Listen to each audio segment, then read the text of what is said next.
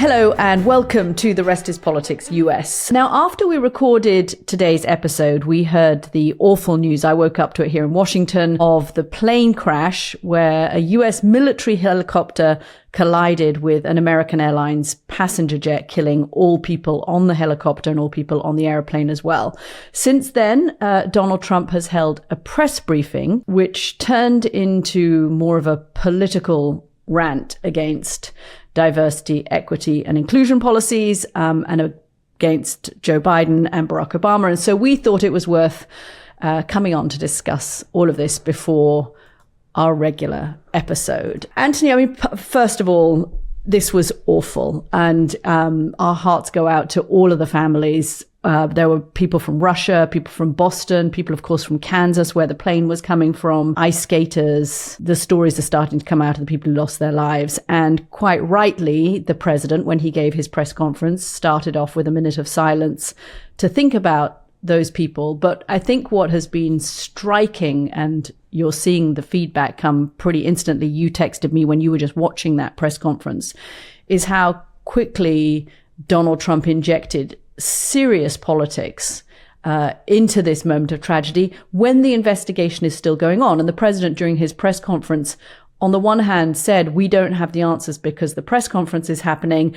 And on the other, very clearly blamed efforts to diversify the workforce of the Federal Aviation Administration for this crash. We don't know. We don't know yet what caused the crash, but it was interesting where the president went and how much he seems to want to fight. Even in this moment of tragedy, within hours, less than a day of this happening, he seems to want to fight about DEI. Couple things. There's something you said to me before we went on the air that I want to voice here, which I agree with. You said that he's agitated. He sent out tweets during the first Trump administration that there was a perfect safety record for flying that he was proud of.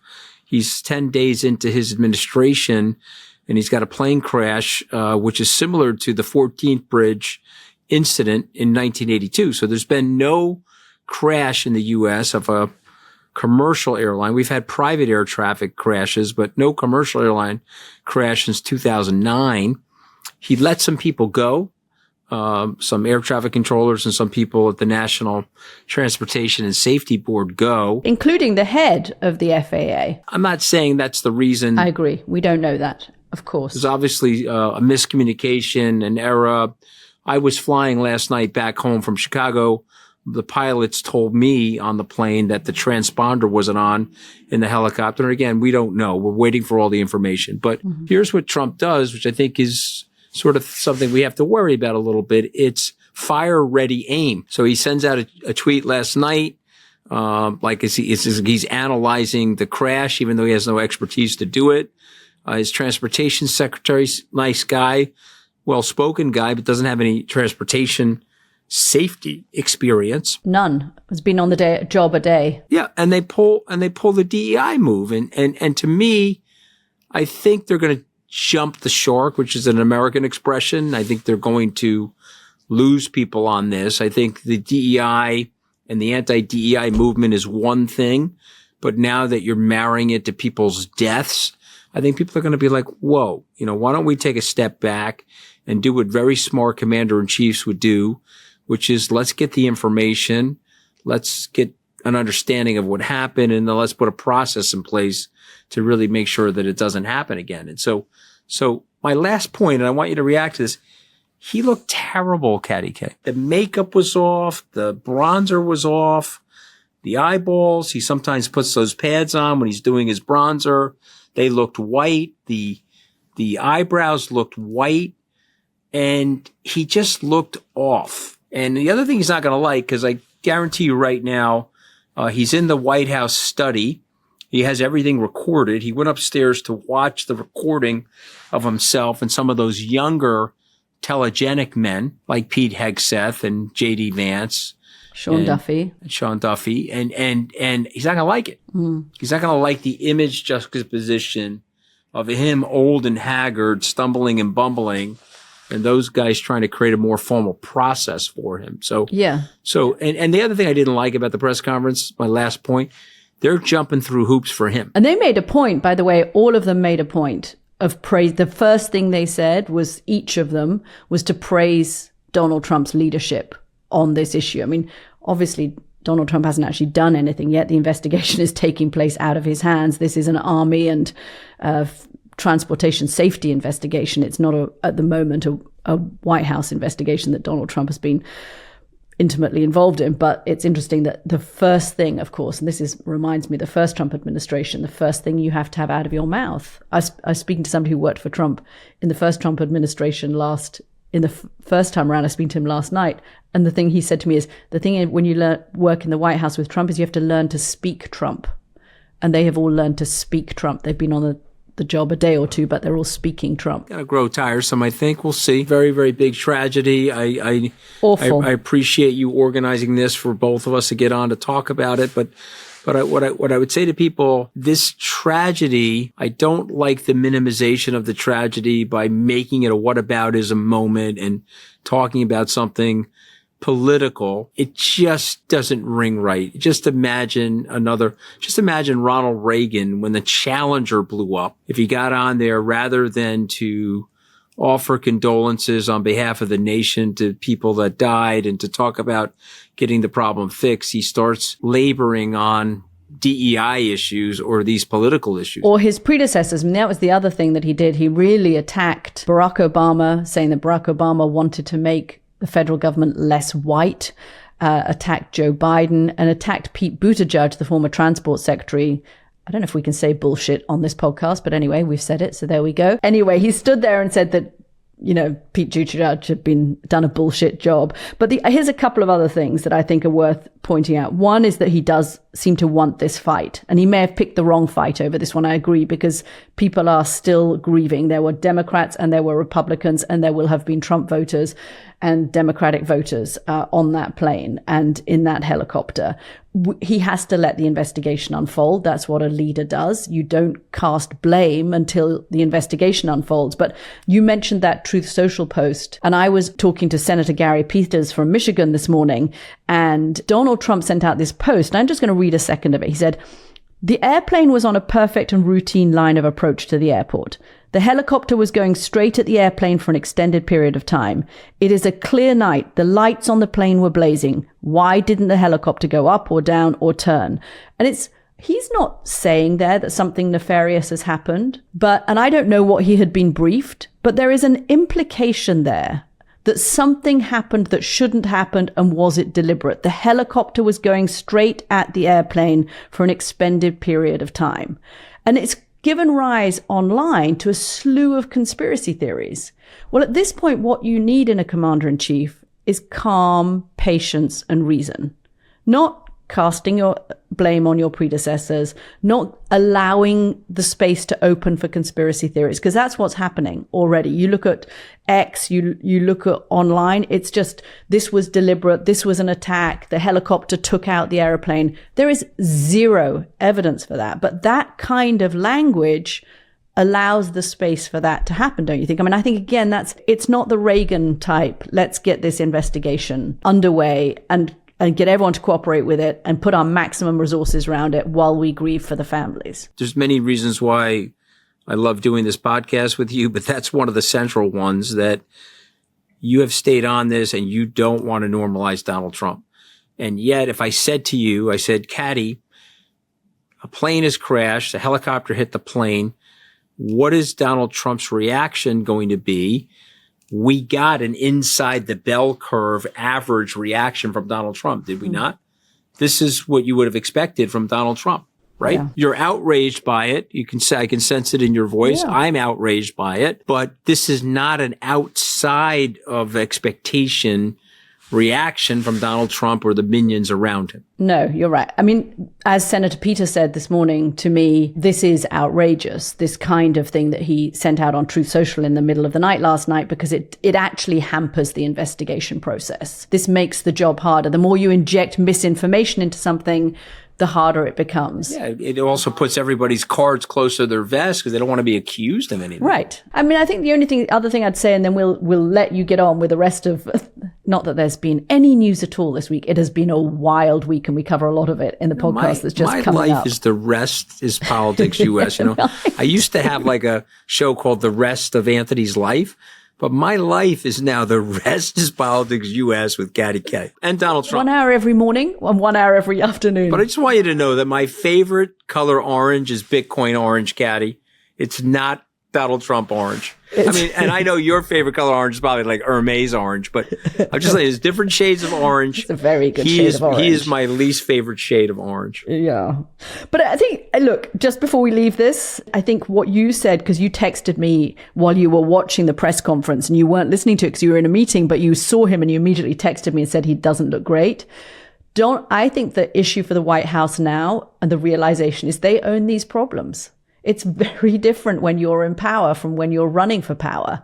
Now, if there is a crash, this is the White House's problem. If something goes wrong on the stock market, it is his problem. You could see the anger on his face. He does not want this problem right now. And he's about to face constitutional challenges. He wants to move people to Guantanamo to get the Constitution away from those people and sit them in Guantanamo. He's got a lot of things that's going on right now. Finally, there'll be some pushback towards some of the nonsense that he's registering with the American people. But this was an unspeakable tragedy. And obviously, my heart goes out to people. I do a lot of flying, and flying is generally safe, Katty. So I hope it doesn't dissuade very people. Safe. Yeah. But this was definitely a big tragedy, and very, very sorry to see it happen. And we will learn over the next few days more about the people who were on that plane, and our thoughts go out to them and their families. And now, here is the rest of The Rest is Politics US. Welcome to The Rest is Politics US. After yet another crazy, busy week in Trumpland, it is Wednesday morning. I'm Katty K, recording this from Washington, D.C. And I'm Anthony Scaramucci up here in New York. The good news for me this week, Katty K, I didn't get my security detail revoked. Do you know why? I don't have a security detail, so I'm the only one that hasn't had it revoked, apparently. Because honestly, even if you had worked for Donald Trump at this stage, done exactly what Donald Trump wanted you to do in your brief time in the White House, that involved assassinations of Iranians, then you would need a security detail, wouldn't you? Obviously, because the Iranians have said they would be coming after you. But a whole bunch of people who did exactly what Donald Trump wanted them to do in the first administration have now found themselves out of a security detail. Yeah, so again, serving the country, doing exactly what you're being asked to do, and obviously acting in the interests of the American people. We could agree or disagree about the kill shot towards General Soleimani, but the Americans felt it was necessary, and whether it's Mike Pompeo, Mark Esper, General Milley, all of which I think the people owe them a security detail. But Donald Trump feels like they don't, because they are, quote unquote, disloyal to him. So anybody that's in the dissent-making business for Donald Trump, Republican or Democrat, he'll use tools of his power to exert influence over them in a way that breaks the norms and the standards of Republican society. Said differently, imagine Jimmy Carter doing that. So that's what we want to talk about this today. We want to talk in the first half about the president's maximalist powers, all of the things that he is doing that are potentially breaking the law, and even more potentially, I think, undermining the solid, independent rule of law that makes America different from other countries around the world, particularly different from other powers that it is currently competing against. And we'll go through some of those. There's been an awful lot of attention around the world this week, of course, on the detentions and the immigration raids that have been conducted around the country. We're going to talk about that in the second half. And the single person who is most important in that strategy, and that is Stephen Miller. Obviously, Anthony knows him. I've met him. And we'll tell you in the second half what he's like, what he's up to, and what he's trying to achieve. But we did both feel that while that is getting a lot of attention, and it is important, there are things going on that are perhaps in this flood the zone moment that the White House is in, where they are putting so much information out there.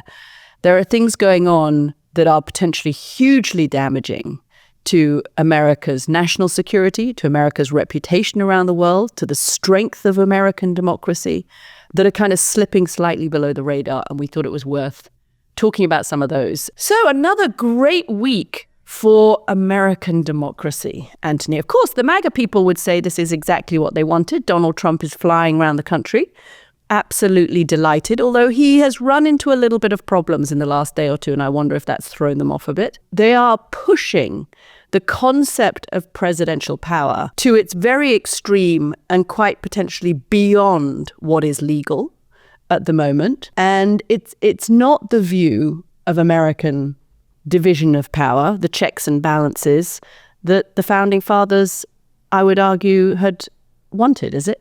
What we're seeing happening right now this week in America? Well, I find it personally disgraceful. I mean, I try to tone myself down a little bit on this podcast because I want to try to be balanced. But if you read the Federalist Papers, or you spent any time understanding the Constitution or what the whole idea was behind it, there was a system in place and there were certain norms established and there were certain traditions. And so there's the spirit of the law, Katty, and then, of course, there's the letter of the law. And Trump has exceeded both of those. But you and I did a podcast in the middle of July. I went back to it actually in preparation for this one, called Project 2025. Do you remember that podcast? I remember spending a weekend reading all 900 pages of it. Okay, and so I went back and looked at and listened to that podcast that you and I did. And I went back and looked at the prescription. This is what the president should do in his first 100 days. And of course, Project 2025 is a very unpopular thing for the American people when they were polled. Well, do you want immigration raids? Would you like Medicare stopped immediately? Would you like block grants stopped immediately? Would you like people getting their security details taken away that have served the country? People polled said, geez, no, I don't want that. I don't like that. And so Trump understood that. And so he immediately said, I have never heard of Project 2025. I disavow it. I don't know the guys that are there. Okay. In the meantime, he's got them all in his White House with him, and he's Trump going. has a habit of doing this, doesn't he? When he doesn't like something, he says, "I never knew him. I never knew heard him. About He might have been the person that worked for him for 3 years. Never knew him. Never knew the guy. Never knew the project." Mr. President, you launched the meme coin a few days ago. Did I? Oh, I didn't. I don't know much about it. Okay, meantime, he's counting every shekel that's in the meme coin. But my point to you is no one's calling him out. There's no opposition here. Just the strange tale of Senator Thom Tillis that I really would like to talk to you about in the first half, if that's okay. He gets an affidavit from Pete Hegseth's ex-sister-in-law, sworn affidavit that there was physical violence in the marriage. She witnessed it. The wife disavows it because, of course, she's under a gag order. Tillis says, sign the affidavit. You'll flip some senators and we'll block his nomination. Murkowski, I guess Susan up in Maine, Mitch McConnell, they all vote no. But then Thom Tillis votes yes. So, I mean, what hill are you prepared to die on? I mean, what's the limit for somebody who's in a position of power? Well, that's the point. Or when do you make a decision that, are there any principles in your personality, any morality in your personality, any love of country where you decide, hey, my personal power, I'm not up for this. I don't want to do this. That Senate seat isn't worth having. 100%. And Paul Ryan, a former Speaker of the House, he took a look at all of this in the first term and said, you know what, this is not for me.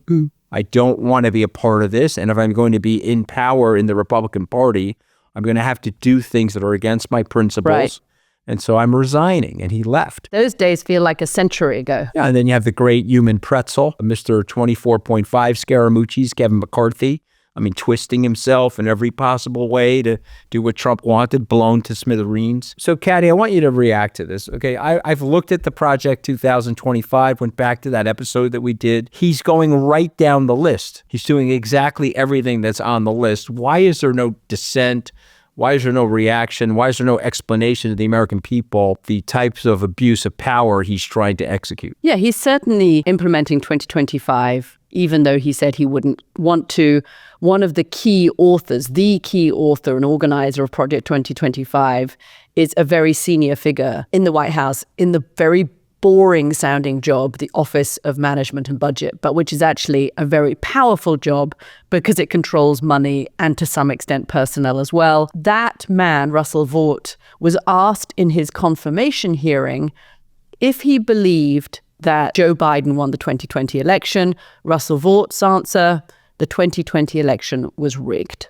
That is the man who is now running the budget in the White House. And yes, on everything from DEI programs, which are being obliterated across the federal government with a real chilling effect. Anybody caught trying to want to put someone in a position who may be there because of diversity issues should be spied on by and reported by their fellow federal workers. Now, what does that mean? That every time somebody of color is promoted, you could just claim that it was a diversity move and rat out your colleague who promoted them? I mean, this is complete chaos in terms of promotion. That was one of the big features of Project 2025, and it's one of the big features of what we've seen over the last few years. The trimming of the federal government, they've just asked federal government employees, and again, I think we should run through the things that are potentially not legal here. They've just asked federal workers, they've sent them an email on Tuesday night saying, fork in the road, your time, do you stay or do you quit? That's not even necessarily legal. So there are many ways in which he is implementing Project 2025 right now, including putting the key architect right in the White House. Let's play Donald Trump then for a second. Let's role play for a second. Give me his thoughts, okay? I'll start with some of them. I've been attacked. I've been investigated. My house was raided. I was impeached twice. In my mind, I've been slandered. I've been inappropriately, unfairly indicted, convicted as a felon. I've been arrested. I've been shot at. And now I don't care. I am going to come at this government with a vengeance. That's his point of view. Yeah, I mean, I think you're hearing the Trump people very unapologetically saying this. Stephen Miller, who we're going to talk about in the second half, was on television on Tuesday saying that the American people had basically elected them to cut the federal government, which he described as overwhelmingly far left. We have to get control over this government, and we will never apologize for doing so, is the sentiment that he's putting out. So they feel that this was their mandate. I actually think their mandate was to lower the price of eggs. Quick hat tip here, the price of eggs has not changed in the last 2 weeks. In fact, it may have even gone up because there is a spike in avian flu, which we could talk about later as well. But they, having got this election, they don't care the fact they were elected to bring down the price of eggs. The primary thing that they want to do, and the primary thing that the sort of brains in the White House want to do, is the border and the federal government. And that's what he's working on now. And for Donald Trump, there is a big element of revenge and retribution thrown in here because he feels they hampered him first time around. Okay, so now I want you to react to the following sentence. There's no organized dissent. I asked Alistair and Rory about this in a live cast last week related to Davos, but there's no organized dissent. You live in Washington. There's no political leader that is getting to the bully pulpit with a group of other political leaders and saying, hey, what he's doing is unconstitutional. We need to raise a war chest from our fellow Americans. Because again, this is all about money in this country. I just have to be honest with all of our viewers and listeners. So, hey, this is an emergency situation. These guys won by 1.2% of the vote. Big deal. We have to raise ourselves a big war chest, and we have to organize and fight them on every flank before they tip over the apple cart. You use the words Eastern European. Trump is totally an Eastern European leader. totally. So why no dissent? Why no organization? Well, we know that Democrats, and I've spoken to lots of them. I had lunch with somebody who was a senior official in the White House, Biden White House, just this week. They're spending a lot of time talking about what went wrong and trying to figure out how they should run to capture the American voters who they lost. So what should their priorities be for running in 2 years' time in the midterms and running in 2 years' time in 2028? But at the moment, it feels like this is a battle, and one army, the attacking army, was prepared and had the weapons ready, and the defending army was not prepared and had no weapons. And that's how it kind of feels in Washington, that they knew Trump was going to act fast. They just didn't prepare themselves. Donald Trump's team has been preparing for 4 years for victory. Out in their kind of, think tank wildernesses, not in power, down in Florida, here in Washington. They've been, and we'll talk about this again because Stephen Miller is a big part of this, but they've been preparing for victory. The Democrats were also preparing for victory, but they weren't preparing for defeat. There was no project going on in this city to think about what happens if Donald Trump wins again? Maybe it was because they were so horrified by the idea. Maybe it was because, and I'm told they genuinely did believe this, even on the day of the election, they genuinely believed they were going to win. But they didn't have a team sitting there in November thinking, okay, what are we going to do? So they've had 2 months to get themselves together. And the speed with which Donald Trump has come out of the gate has wrong-footed them. Their own sense of shock that they lost has wrong-footed them. Those who want to run in 2028 don't want to put their heads above the parapet at the moment. They're trying to figure out what's the right thing to say and how's the right way to say it. And so you're hearing very little from all of those people that we mentioned that could be potential successors to Joe Biden. From Gretchen Whitmer is not saying very much. Andy Bashir is not saying very much. Pritzker from Chicago is talking out. And I would say 2 moments have happened this week where I think we've seen the start of some sort of signal of life in the opposition. One was when Donald Trump flew to California, and Gavin Newsom, the governor of California, was not meant to be on the runway. He was not invited, but he put himself there anyway. And there was a kind of rather awkward moment where Donald Trump wouldn't get off the plane, and all the press pool, I'm told, was standing there by my friends in the reporting pool, and it just took way too long, and eventually Gavin Newsom would not move. Donald Trump came down the steps, and Gavin Newsom shook his hand, and Donald Trump wanted to pull his hand back, and Gavin Newsom would not let it go. And Gavin Newsom got what he wanted out of Donald Trump. He got the praise, he got the commitment to do things for California. So in a way, Gavin Newsom stood up to Donald Trump in that weird small moment. And then when Donald Trump cut all federal funding for grants and programs domestically around the country, which he did on Monday night in a very confused executive order from the White House, you saw on Tuesday the Democrats in sync hustle a press conference, go on TV shows talking about how this was unconstitutional. So I think you saw a little flicker of it this week. And the reason you saw a little flicker, and we should run through this, is because Donald Trump is breaking the law. And what ways do you think, I've made a list of them, where do you think Donald Trump's breaking the law? Well, I mean, first of all, you can't have you can't freeze the spending. The spending is mandated in a separate article of the Constitution. It's voted in by the Congress, and so you don't have the unilateral power to stop the spending. So, well, so Congress passed a bill, and Donald Trump just says, actually, no. Yeah, we're not going to disperse it. So again, for people outside the U.S., the Congress passes the bill, the appropriations goes in, they vote on the spending, and then the Treasury Department of the United States, which is under the control of the executive branch, is now supposed to disperse that spending. So tax revenues, borrowings go into Treasury, and then Treasury sends that money to the various places, whether it's foreign aid, whether it's Medicaid. Medicaid is there to help people below the age of 65 that are indigent, don't have their own money, a result of which they have to get help from the government.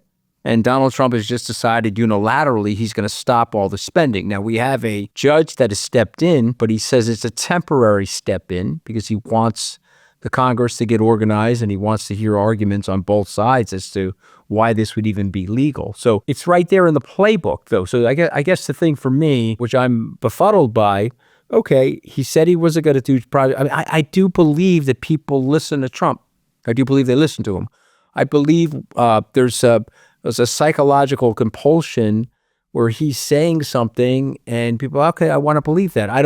Project 25 is not something I'm sanctioning. And he takes people off foot when he goes ahead and does it, you know.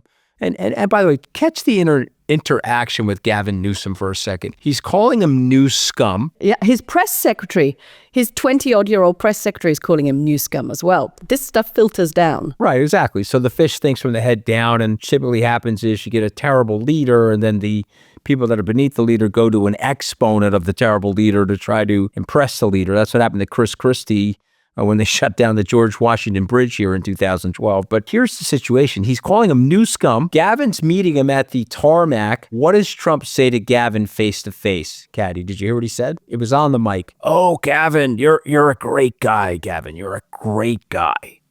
Because he is the classic bully. He's a keyboard warrior with those little tiny fingers, pressing the flat screen of his iPhone. He's a keyboard bully. But in Gavin's face, the only thing he can muster is, you're a great guy, Gavin. You're a great guy. And don't think our adversaries to the United States are not watching this and are not set up to handle him in terms of the way he acts and the overbite that he creates in our society and how they can frankly manipulate him. And so we only have 207 more weeks to go, Katty K. Okay, this is day 9 of the Trump administration, part 2. I mean, day 9, and we've spoken about the stopping the distribution of funds that were allocated by Congress. Illegal. He has overridden the ban on TikTok. Also illegal. He fired 17 inspector generals. These are the watchdogs that make sure that government departments are working according to the law, that they're not being corrupt. He got rid of 17 of them. This is unprecedented. You're meant to give a 30-day pause. And I've come up, 3 cases where in the case of 9 days, Donald Trump has stepped over the bounds of the law. And how is the Supreme Court, this is my question, is how is the Supreme Court, if these get to the Supreme Court, going to react to this? Because we know there are maximalists in terms of presidential power on the Supreme Court, but in practice, are they going to sanction a president who, within 9 days, may have broken the law 3 times in the pursuit of his own presidential power? Is this Supreme Court really going to say, okay, we're fine with that? Listen, it'd be very hard for them. Justice Roberts, if you read his decisions, and he wrote the famous immunity decision, Amy Coney Barrett, very hard for these people who are originalists and are looking at the original intent of the Constitution and what the powers are. And they would all subscribe to what Justice Scalia once said, which is that every single person in Washington has to be a little powerless. That's what makes the system go. I had lunch with him before he died, and he was great. He was eating pasta. I know you make fun of me sometimes for my Italian background. Only because one of us at 7 o'clock in the morning has a cup of coffee because they know how to make a cup of coffee, and one of us doesn't. Before we went live, you said something very hurtful. I said, I don't have my coffee today, and you were like, oh, because nobody made it for you? You're so Italian. It hurt. But let's go back to the actual conversation, as I'm still stung by this. I'm still waiting for the coffee, by the way. But anyway.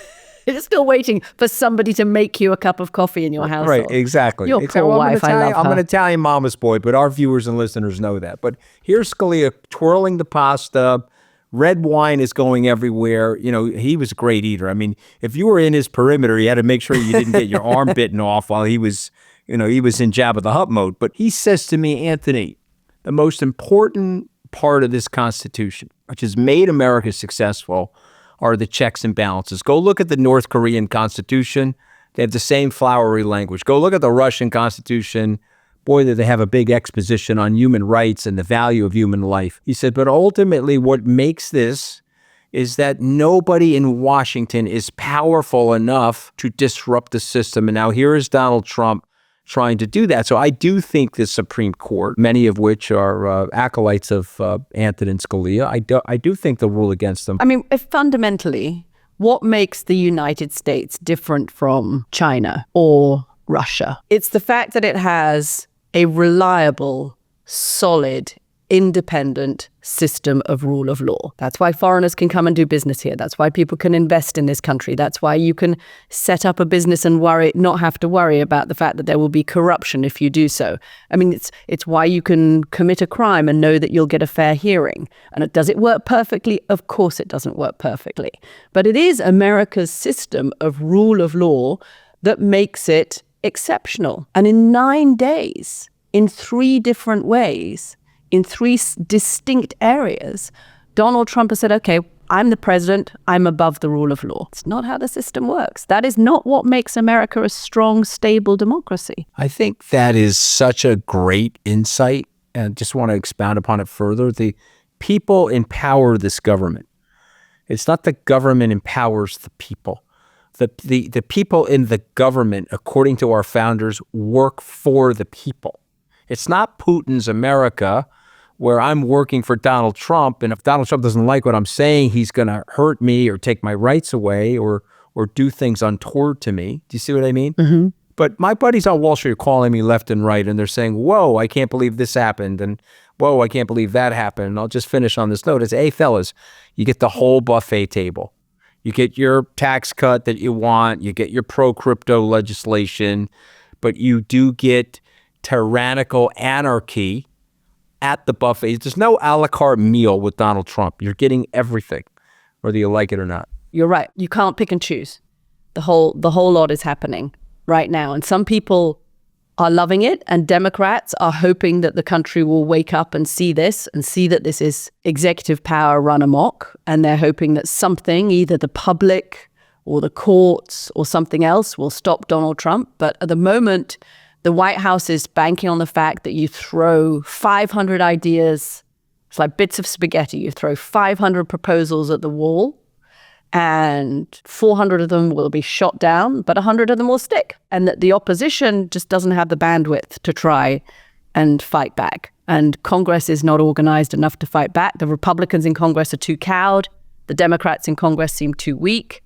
The courts, a lot of the courts have judges that were put in by Donald Trump. A lot of them have judges put in by Joe Biden, so it may depend where it is. And the Supreme Court is in the White House's favor at the moment. But one other thing I would say is that I had a very interesting meeting with a whole bunch of very senior national security types, including somebody who had worked in the first Trump administration in a senior position. And they were painting a picture of, we are in this moment where it really is a nexus of countries, of Russia, China, Iran, and North Korea working together. And there is a kind of power moment, a power balance moment between the United States and that nexus. And we've seen this week how much America and the American stock market was freaked out by the Chinese AI software that was released. But in that power moment, the thing that America needs more than anything else is allies, allies, allies. That's how this senior defense official described it to me. And what America is doing at the moment is not encouraging to its allies. Because allies are used to looking at America and saying that is a country with these norms and traditions and values and rule of law. And if we can't rely on that, do we start looking somewhere else? And I think that's what's happened this week. I think we should end it there and go to a break. I mean, it's so well said. And then take, a 4-year holiday? The two of us. Maybe this break is going to last a lot longer than we thought, because I'm kind of feeling done in after 9 days. Let me tell you something. I can't even count the Scaramucci's left in this thing. I mean, it's just too many of them, you know? So support for this episode comes from NordVPN. Using a virtual private network is key to protecting your internet connection and privacy online. One of the main reasons I use NordVPN is for security. NordVPN protects all my sensitive data, like my passwords, my credit card numbers, from hackers. So how does it work? When you turn on a VPN like Nord, all of your browsing data will move along on an encrypted tunnel between your laptop and a secure external server. This means even if a hacker did intercept any of my data, all they'll be able to do is see encrypted gibberish. I use it all the time when I'm traveling, and it only costs the price of a cup of coffee per month. To get the best discount off NordVPN's plan, go to nordvpn.com/tripus. That is nordvpn.com/tripus. Our link will also give you 4 extra months on a 2-year plan. There's no risk with NordVPN's 30-day money-back guarantee. So again, just go to nordvpn.com/tripus. The link is also in the podcast episode description box. We're going to talk about Stephen Miller, who is the architect of much of what has been catching the media's attention this week, which is the deportation flights around the country. So Stephen Miller, I know you know him. I'll just fill people in a little bit on his background. Born in Santa Monica in the mid-1980s. He went to high school in Santa Monica, where he ran for sort of class office in his high school. Again, Santa Monica, super liberal area. He ran against weird things like students shouldn't have to pick up their trash because janitors were employed to do that. He's actually on tape saying that. Okay. He ran against rampant political correctness. He ran against all of the sort of colorful native festivals that were celebrated for the students that came from all over the world in his high school. He didn't like any of that. And basically, Stephen Miller today is kind of the same person that he was at 16 years old. And he found his way into Trump world because in 2006, he became a vocal defender of a group of Duke University lacrosse players who had been accused, falsely, it later became clear, of rape. And there was a lot of outcry about these lacrosse players. They were being pilloried, and Stephen Miller stuck up for them and said it was absolutely appalling that they could be falsely accused. They turned out to be right. They had not raped this woman. And he became a celebrity. And it was at that point that he came to Washington, went and worked on Capitol Hill for Jeff Sessions, who, of course, was Donald Trump's first attorney general, and made his way into Trump world and became part of the Trump team. And his overriding ambition is to stop all illegal immigration into the United States, certainly. And I suspect with Stephen Miller, because of things he said in the past, he would really like to stop most legal immigration into the United States as well. He does not buy the proposition that immigration makes America stronger.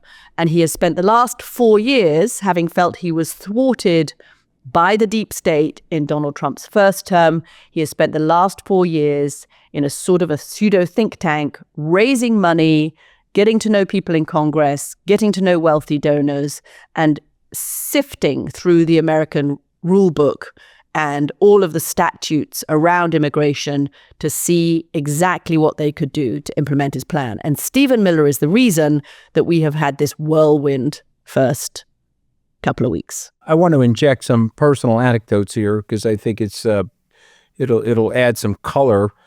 I meet Stephen Miller in May of 2016, and I'm on the Trump plane with him. We're flying out to Albuquerque, New Mexico, and we have a conversation. And I said, well, how did you find your way to Donald Trump? And Stephen Miller was working for Jeff Sessions. And this is an important part of the story because Jeff Sessions was the first standing United States senator. He was a senator from Alabama that endorsed and supported Donald Trump.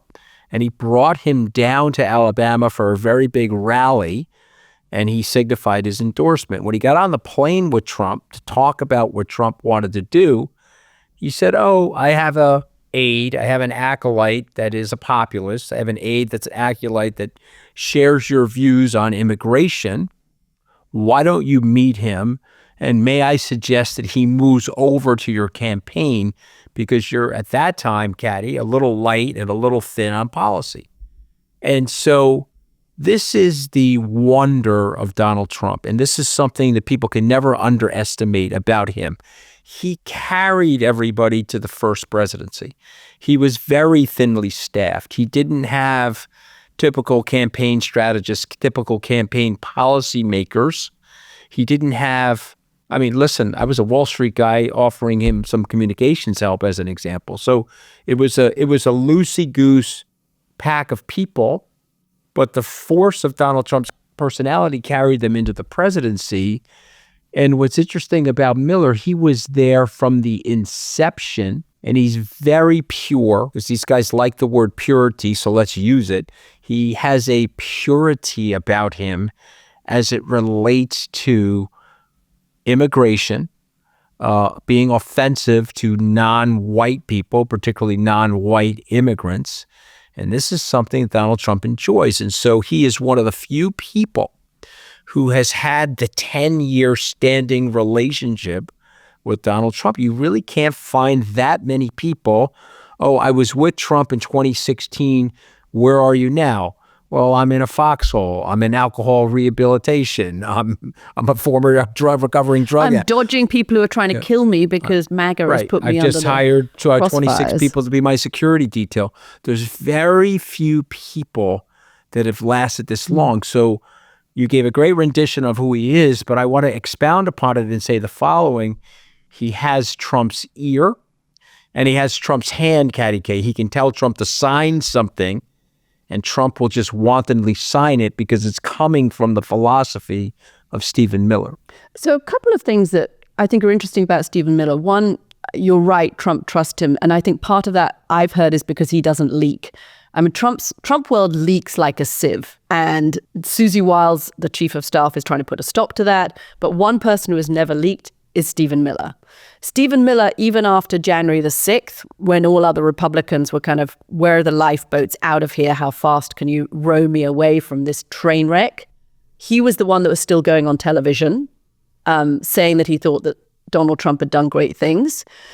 And then the other question that I have for you is, do you think actually Stephen Miller is to the right of Donald Trump on immigration?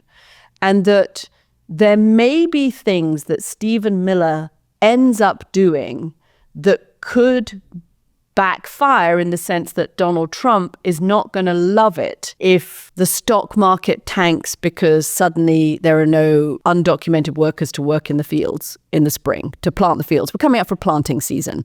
Farmers need a load of people to plant. They then will need a load of people to pick. If Stephen Miller really does manage to get 2,000 people deported a day, which is what he has gone on television this week and said his aim is, then that could cause havoc with the labor market. Donald Trump's not going to love that. And he's also not going to love it, as he did in the first term, if we do start seeing pictures of kids leaving school and crying because their parents have been rounded up in one of these big roundups and they have no one to go home to. So Stephen Miller may not care about any of that. In fact, I suspect Stephen Miller doesn't care about any of that. This week he said, well, ideally we'll just have automation and then we won't even have to be having this conversation about people working in the fields. Obviously, we're away from that. He wasn't really dealing with what we're going to do in the meantime. But that's his view, is let's automate everything and then we don't have to have any undocumented workers at all. But could he end up getting Donald Trump into trouble if he does, as you said, I think purity is the right word, right? If he goes too pure? Well, I mean, you're bringing up so many interesting points. So let me just say this to you. I don't think you can be further to the right than Donald Trump, but I think Donald Trump is a better politician than Stephen Miller. So if it goes wrong, he'll blame Stephen Miller. He'll blame people around him. You know, he'll pull back. He's very good at that. Trump has figured out that he wrote a book called The Art of the Deal, but the real book that has to be written is The Art of the Lie, because nobody lies like Donald Trump and nobody lies in a way that he can get away with it. He actually says it with such brimming confidence that you're like, oh, okay, maybe it was Stephen Miller that wanted to deport all those people. Maybe it was Stephen Miller that wanted the kids cowering in the house where they're not going to school anymore and they're getting food drops from their family members that have green cards.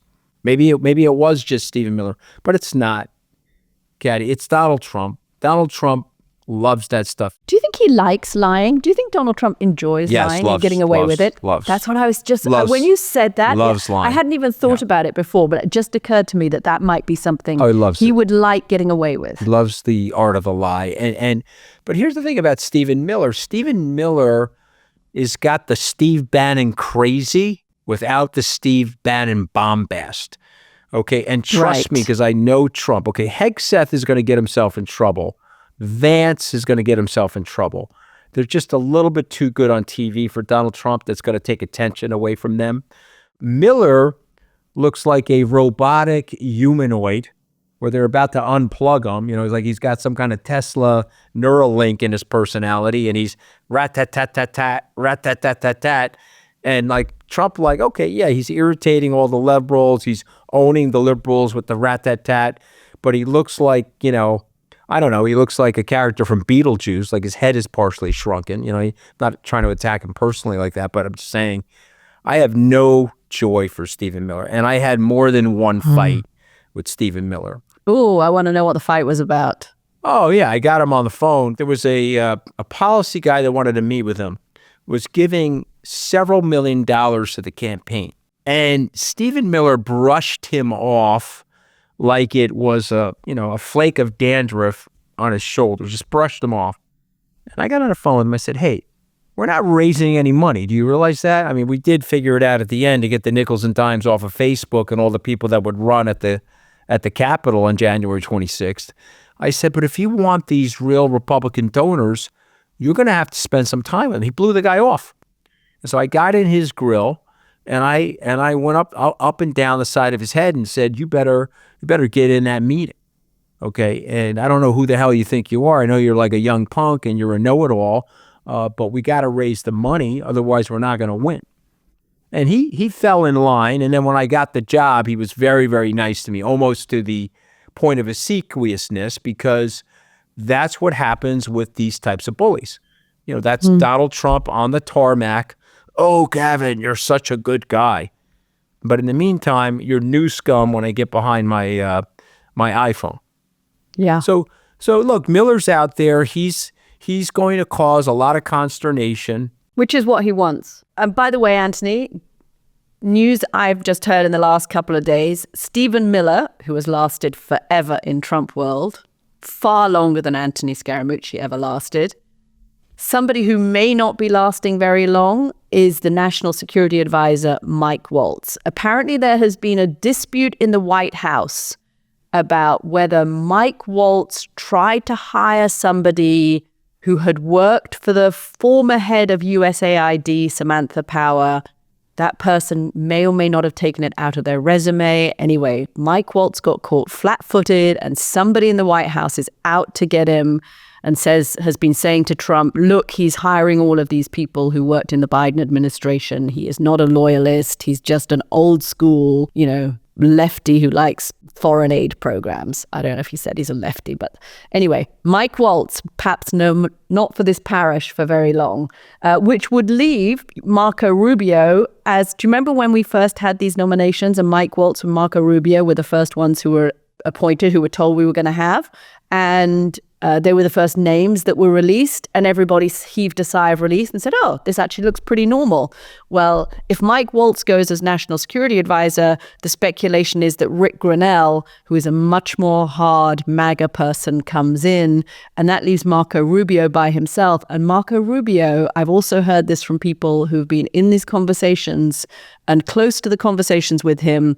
He said one thing to people at the State Department during his confirmation hearings about what he was going to do, and he's doing something very different now. It doesn't look like he has the strength to stand up to Donald Trump. A lot of what is happening has happened up until now. It's not actually been very different from what happened under the Biden administration and what happened in the Obama administration. The numbers of people being deported has picked up in the last day or two, but for the first week it was about the same.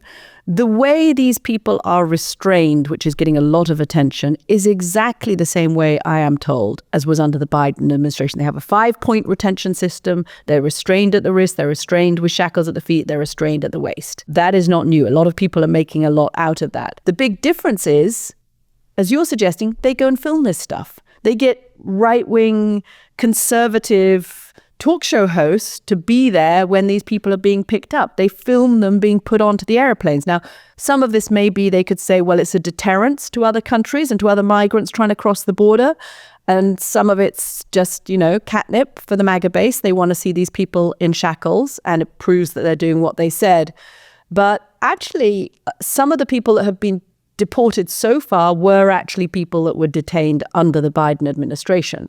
So some of this was happening. It was happening under Barack Obama, much more so than under Trump 1 and under Biden. It was happening under Biden. It happens. People do get deported every single day from this country. They just don't usually have a whole spectacle about it. And the Trump administration does seem to have quotas for these field offices of the ICE, Immigration and Customs Enforcement. And it looks like they are looking to deport about 2,000 people a day, which would be significantly more than the 315 a day that were being deported under Joe Biden. Just to kind of clarify, because I think everyone thinks, oh my God, America's gone crazy on immigrations and deportations, and this has never happened before. No, every president does this. They are ramping it up in a way that is exponential. And let's see, because we could start to have families being separated and kids not having anyone to come back home to.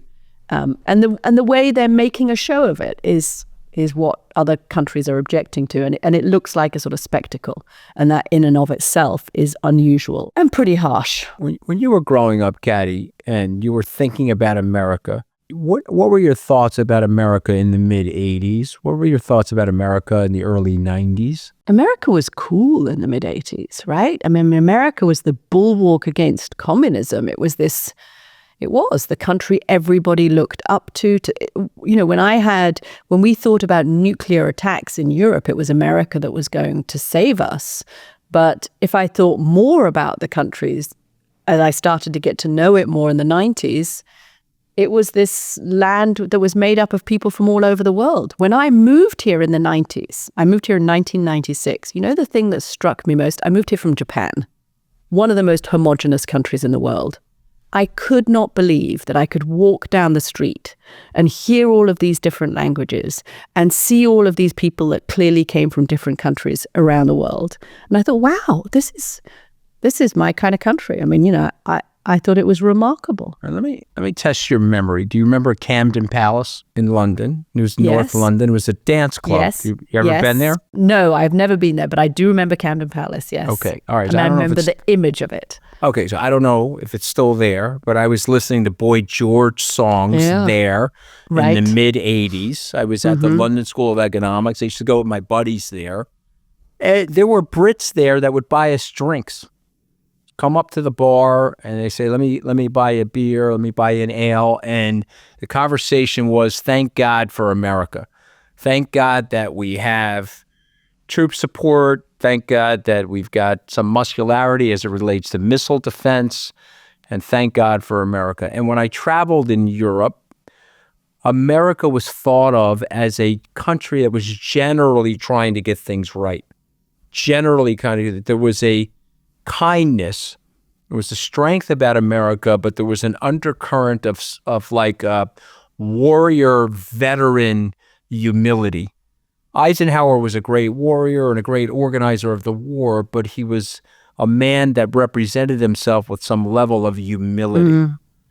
And I'm watching what's happening today, and I do a lot of travel, and I'm traveling now as a 60-year-old, not as a 21-year-old. So the conversation. So you're not going to Camden Palace anymore? I'm not going to Camden Palace anymore, but I am going into places where I have honest conversations with European business leaders, Arab business leaders, Jewish business leaders in Israel, around the world, and America is stressing people out now. And here's the thing, Katty, and I think you know this, and I looked at this over the weekend. We had 4% of the world's population in the mid-'80s, about 25, 26% of the world's output. Today, we have about 4% of the world's population, 25 or 26% of the world's output. If you just step back for a second and thought of our policies, America kept its relative output. Think of the growth, think of the living standards, the improvements that have happened in the last 40 years around the world. And yet America, through its policies, its decision-making, maintained its general level, and forgive me for saying it this bluntly, economic superiority, military superiority. And yet we have a guy in the White House that rails on America, dumps on America, and has half of the American people thinking that America has been taken advantage of by the rest of the world. Where great leaders in America would say, no, America is part of the world. Because of our economic strength and because of who we are, we need to be integrated with the rest of the world. Allies, to further allies, the cause allies, of peace. Right? As that general said to me. And a lot has happened this week, which has been head spinning for people watching. We're going to, in our founding members question and answer session, we are going to talk more about the cut in US foreign aid, which has been dramatic. 2 people in my own household have had stop work orders. My daughter, who was working on malaria research in West Africa, has immediately had to stop work on that malaria research. It's a program to see where malaria spikes. It's actually a program that Marco Rubio, when he was in his confirmation hearing, said malaria research and knowing where malaria strikes is incredibly important for the United States. She's had a stop work order. And the young Afghan woman who's been living with us for the last few years after she came out in the evacuation and was working to try and help young journalists in Afghanistan bring the world the news of what is happening in Afghanistan, she's had a stop work order as well. So the ramifications of this are being felt very fast for people around the country, but more importantly for the people in other countries who have been the recipients. And I would argue that that does not help America, because where America pulls back, politics loves a vacuum, Anthony, and somebody else. Drum roll. Who could that be? Will step in. No question. And that's how you create unnatural allies. We will be back on Sunday with that founding members question and answer session. Do think of becoming a member. We have lots of fun content for you as well. Just sign up at therestispoliticsus.com. But for this week, that's it. Another busy week. We've been wondering whether we should do extra episodes in this crazy time. Let us know if you think you'd like to hear more from us on a more frequent basis or just occasionally when something big happens. And we will continue in our mission to try and sort through what is signal and what is noise and what really matters and what really changes America and what is just the Donald Trump show. I'm going for my coffee, Katty K. Good. I'm It's glad always a somebody pleasure. else is up in the household ready to make it for you. I can hear people. I can hear footsteps. Time for coffee. Excellent. Thanks for listening, guys. Thanks, guys. See you next week.